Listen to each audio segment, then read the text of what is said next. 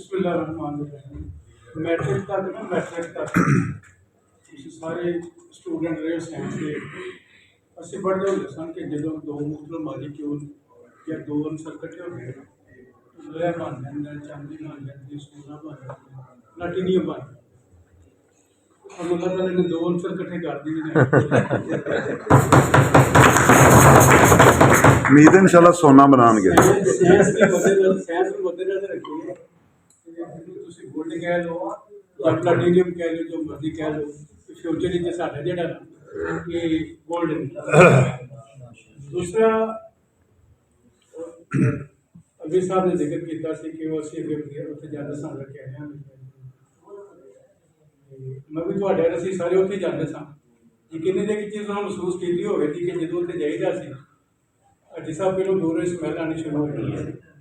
ਕਈਆਂ ਬੰਦੇ ਦਿਲ ਉੱਥੇ ਹੀ ਮਾੜਾ ਹੋ ਜਾਂਦਾ ਸੀ। ਤੁਸੀਂ ਇੱਥੇ ਆਏ ਹੋ, ਮੇਰਾ ਖਿਆਲ ਕਿ ਤੁਸੀਂ ਕਮ ਅਜ਼ ਕਮ ਇੱਕ ਫੀਸ ਜਾਂ ਡਿਫਰੈਂਸ ਜ਼ਰੂਰ ਮਹਿਸੂਸ ਕੀਤਾ ਇਸ ਤਰੀ ਇਸ ਲਹਿਦਾ ਚੀਜ਼ ਹੈ। ਕਮ ਅਜ਼ ਕਮ ਬਹਿ ਨਾ ਜਾ ਕੇ ਸਮੈਲ ਤੋਂ ਬਚਣਾ ਉਹ ਲਹਿਦਾ ਚੀਜ਼ ਹੈ। ਅਤੇ ਬੜੀ ਮਿਹਰਬਾਨੀ ਤੁਸੀਂ ਲੈ ਕੇ ਆਏ ਹੋ, ਤੁਸੀਂ ਇਹ ਚੀਜ਼ ਨੂੰ ਪਸੰਦ ਕਰ ਰਹੇ ਹੋ। ਅਸਲ ਵਿੱਚ ਤੁਹਾਡੇ ਦੇ ਜਿਹੜੇ ਨਾ ਬਾਜ਼ੋਕ ਲੋਕ ਉਹਨਾਂ ਵਾਸਤੇ ਅੱਛੀ ਜਿਹੀ ਜਗ੍ਹਾ ਹੋਣੀ ਚਾਹੀਦੀ ਹੈ। ਇਹ ਯਾਦ ਰੱਖਿਆ ਜੀ ਕਿ ਬਾਜ਼ੋਕ ਲੋਕਾਂ ਵਾਸਤੇ ਜਗ੍ਹਾ ਬਣੀ ਤਾਂ ਹੀ ਆਏ ਦੇ ਸਾਰੇ ਕੱਲ ਵੀ ਆਏ ਸਨ ਸਰ ਭਾਈ ਮੈਨੂੰ ਸਭ ਤੋਂ ਜ਼ਿਆਦਾ ਖੁਸ਼ੀ ਇੱਕ ਚੀਜ਼ ਦੀ ਹੋ ਗਈ ਹੈ। ਇੱਕ ਤਾਂ ਮਾਸ਼ਾਅੱਲਾ ਤੁਸੀਂ ਮੁਖਤਲਿਫ ਮਕਾਮ ਤੇ ਫਿਕਰ ਨੂੰ ਅੰਜਮਨ ਤਾਜਰਾਨ ਤੇ ਮਜ਼ਹਬੀ ਸ਼ਖਸੀਅਤ ਤੇ ਕੁਝ ਗੈਰ ਮਜ਼ਹਬੀ ਸ਼ਖਸੀਅਤ ਸਾਰੀ ਇਕੱਠੀਆਂ ਨੇ।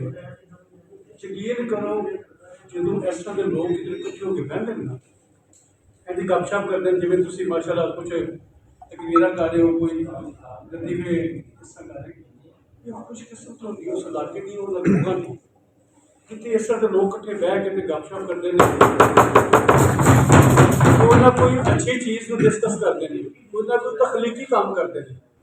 ਡਾਕਟਰ ਸਾਹਿਬ ਤੁਸੀਂ ਵੇਖੋ ਨਾ ਅੱਜ ਮੁਖਤਲਿਫ ਜਦੋਂ ਇਹਦੇ ਵਿਊ ਪੁਆਇੰਟ ਇਕੱਠੇ ਹੋਣਗੇ ਉਹਦੇ ਨਾਲ ਅਲੀਪੁਰ ਚੱਠੇ ਦੇ ਵਾਸਤੇ ਤੁਸੀਂ ਕੋਈ ਨਾ ਕੋਈ ਬਿਹਤਰ ਆਈਡੀਆ ਲੈ ਕੇ ਉਹਨੂੰ ਮਜ਼ੀਦ ਉਹਦੇ ਅਮਲ ਦਰਾਮਦ ਹੋਵੇਗਾ ਤੇ ਕੱਲ੍ਹ ਨੂੰ ਸਾਡਾ ਸ਼ਹਿਰ ਖੂਬਸੂਰਤ ਹੋ ਜਾਏਗਾ, ਮੁਸਬਤ ਪੈਗਾਮ ਜਾਏਗਾ ਜੀ। ਸਾਡਾ ਸ਼ਹਿਰ ਖੂਬਸੂਰਤ ਹੋਵੇਗਾ ਤੇ ਸ਼ਹਿਰ ਦੇ ਲੋਕ ਖੂਬਸੂਰਤ ਹੋਣਾ ਸ਼ੁਰੂ ਹੋ ਜਾਣਗੇ।